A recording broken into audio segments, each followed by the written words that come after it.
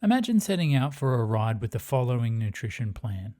5 90-gram gel pouches, 1 litre of drink mix, an additional 8 bottles of water over the course of the day, 4 sodium tablets, 2 Cliff Bars, 2 cans of Coke, and half a chicken wrap.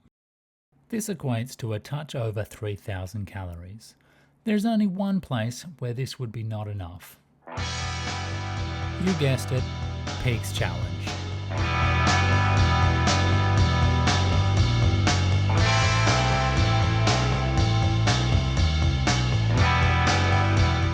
Episode 3 is all about strategy and nutrition. Strategy, as in how I'm going to move around the course, when I'm going to stop, how I'm going to pace, and nutrition, how I will fuel the strategy. Okay, if we're going to plan this better, we're going to have to go back to the start. Let's step through the course and compare what I did last year with what I'm planning for this year. Stick around to the end where I'll show you my complete strategy and nutrition plan. There are 7 supported rest stops around the course. Although you should be planning to stop as little as possible by carrying as much of your nutrition as you can, even the really fast riders stop once to fill their water bottles. Lee Turner says it best in his opening sermon. Stops are pit stops, not rest stops. You need to treat them that way. Get in, get out. We're also used to the park up, where you pull in, you get off, and you're there for an indeterminate amount of time. You don't have time for that in peaks. My suggestion is take some time ahead of the race to think about when and where and why you're going to stop. That way, when you pull into a stop, you'll know what you need to do. Get it done and then get back on the bike. For example, if the purpose of a stop is to get water, get off your bike, fill those bottles, and then get going again. Choose a stopping area that is better for water stops. And just remember, the difference between 4 stops and 5 might be the difference between hitting your hour goal and not. The peak of Tawonga Gap comes just 40 kilometres into the course, and there's really no reason for most riders to stop here, unless you desperately need to go to the toilet. I'm keen to push this one just a little bit harder this year, maybe up to 3.8 watts per kilo. It's followed by a long descent which provides ample opportunity for you to recover. I'm making pretty good time at this point. I was just on 30 minutes for Tawonga Gap, where the target time is anything under 30. Harrietville is the first of 3 Valet Bags stops around the course, and it comes at 74 kilometres in. It is also essentially the base of Mount Hotham. This was my first stop last year, and I had a Valet bag ready. It contained a Cliff Bar and a gel, both of which I could have been carrying from the start. This is a recommended 5-minute stop in both the 10 and the 9-hour plan. This year, I'll be keeping this stop, I'll be ditching the Valet bag, and I'll be filling up a water bottle and getting out of there as fast as possible. Buckland Gate was another option that I considered for filling up a water bottle. It is a super convenient stop. It's literally on the side of the road a portion of the way up Mount Hotham. But in discussing this with others, there was a suggestion that it wasn't a super reliable stop, and it's also a break in momentum with the group you're working your way up Hotham with. Best sticking with the popular option. With a fast descent down Tawonga, I've made up some time. Even with collecting a Valet bag at Harrietville, I'm back on the road and ahead of pace. I want to talk about Valet bags because that's another really strategic and tactical part of this race. The faster you want to go, the less reliant you're going to be on the Valet bags. But it's still a utility that you have at your disposal and something you should think about. It's kind of like having 3 additional giant pockets in your jersey. You have 3 bags that you can load up with things that you might want during the race, and then you have 1 bag which you can put things in to bring home. The most common use cases like gels and drink mix go out, and then things like gilets come back. But don't be afraid to think a little bit outside the box. You can do things like send out a jersey or a change of bibs if that's the kind of thing you're into. You can be very tactical about it too though. You don't have to stop. So you can pack some extra gels into a bag just in case you are going through them too quickly, or maybe you drop some out of your pocket and you need to re-up. This also applies to things like spare tubes and CO2 canisters. Good to have some of those in a bag maybe if you're worried that you may need some extras later in the ride. Just remember there's only 1 bag and 1 opportunity to send things back, and that's a dinner plane. So whatever you put in your bags for the other ones that you don't pick up, be prepared to lose it. Dinner Plain is essentially the halfway point in the course, and it comes just 10 kilometres after the Mount Hotham climb. Mount Hotham is a monster of a climb. Depending on where you measure it from, it's almost 30 kilometres. It's going to take you anywhere from an hour and a half to 2.5 hours to finish it. I found it best to think of it as 3 separate climbs. An undulating base featuring infamous ramps like the Meg, a false flat midsection, and then a long and steep grind to the summit.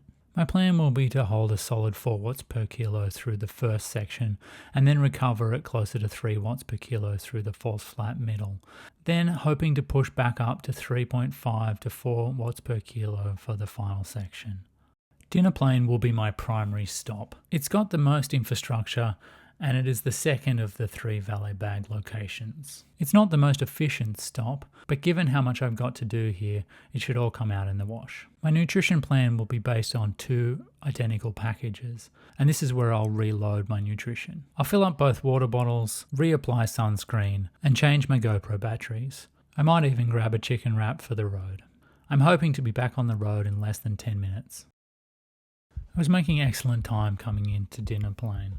It's a complex stop with a lot going on, so I think having a solid plan is going to help me get in and out faster than last time. Fight the urge to stay longer than you need to at this stop. Even still, as I was leaving, the 10-hour group was pulling in, which gave me a huge boost in confidence. But it was a bit of a double-edged sword. I was left in between pace bunches. This is not a position I want to be in again. Leaving Dinner Plain, I need to ensure that I'm leaving with a group. One thing that Peaks and Zwift have in common is they both have pace partners. Although Lee Turner's a fair bit faster than the yellow pace partner in Zwift. The group leaders are designed to ferry hourly bunches to coming in under their goal time. There are pace partners from 8 hours all the way up to 13 hours. You get to choose which pace partner and which group you start the ride with. But from there on out, it can become quite tactical. Do you stay with the bunch? What happens if you get dropped from the bunch? Could you start in a faster bunch and drop to your preferred speed bunch? My plan this year is similar to my plan from last year, other than that I'll be starting with the 9-hour bunch. My goal will be to be putting some time into them on the first 2 climbs. Tawonga and Hotham are good opportunities to test the legs and put a little space or a little buffer room in between. That way I can use the pace partner as a sweeper or a bit of a motivation if I have to let off the gas a little bit. Omeo is a rest stop kind of in no man's land. It's about 50 k's after Hotham and it's about 40 k's before the back of Falls. It's not the most convenient rest stop and it's not a stop that I wanted to make. But the conditions and my equipment choices meant that I was desperate to stop for water. If all goes to plan this year, I will be rolling straight through. Not much change here, fairly on track for the 9 hours. The stop is probably what cost me a couple of minutes. Now, an absolute no-brainer when it comes to my nutrition, or maybe it's equipment, I don't know, is bottle size. Last year I rolled with 500ml bottles. This year I'm rolling with 750ml bottles. It's like every time I fill up I get 3 bottles instead of 2. Like, why would I have not done that last year? Why would I plan for 5 stops when I could have planned for 4? Angler's Rest is the final rest stop before the back of Falls, and it is the final Valet Bag. There is a pub here and people will tell you that you can get a Coke, but this is a fool's errand. Make sure that anything that you want is in that last Valet Bag. I will be packing a few contingencies into that Valet Bag, a spare gel, a mini can of Coke and maybe some solid food, even though I don't plan to pick it up. I'm planning for this to be my 3rd and final stop, and only so I can ensure that I have 2 full drink bottles before I start the back of Falls. Still tracking really well coming into Angler's Rest and right on that 9-hour time. I'm not sure that I would do anything differently this year. Just keep on trucking. Okay, I think I've got to face my fear. I think I have to descend to Kuna West today. It's like a band-aid, I just got to rip it off.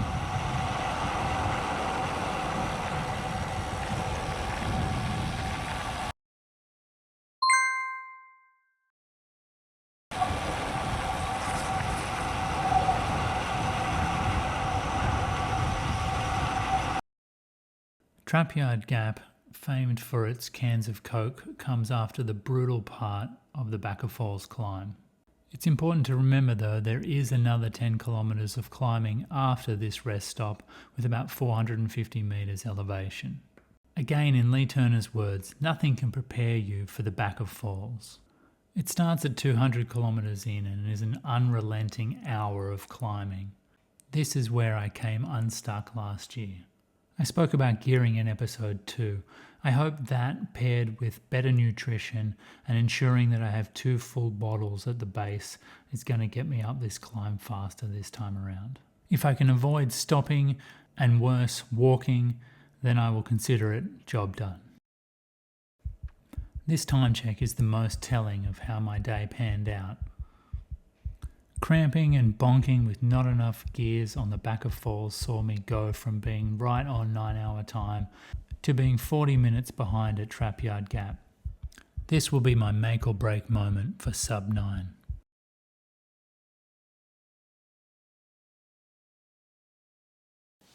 Okay, time to lay out my final strategy. When it comes to rest stops, I'm cutting it right back. I had 5 stops last year, I'm only going to have 3 this year. I'm going to stop once at Harrietville just to get water. I'm going to have my main stop at Dinner Plain. That's where I'm going to do everything. I'm going to re-up my nutrition. I'm going to fill my water bottles. I'm going to change my GoPro batteries. I'm going to put some more sunscreen on. And hey, I might get one of those chicken wraps again. My third and final stop is going to be at Angler's Rest. And this is again just to fill up a water bottle. That is it. I'm hoping to keep my idle time at around 10 minutes, 15 minutes max. Okay, now on to nutrition. I feel like I've got my plan here really tight.